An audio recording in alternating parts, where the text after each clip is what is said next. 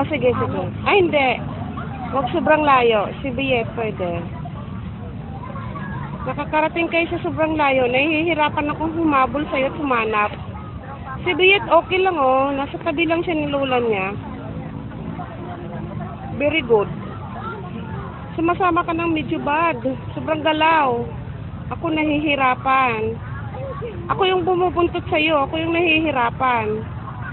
Dapat dito lang tayo pinayagan. Dito lang din tayo mag-stay.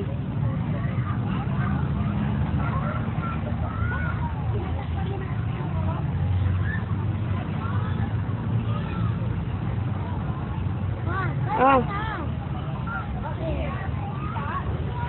Anong gusto mo ba? Saan mo gusto pumunta? Oh, sige.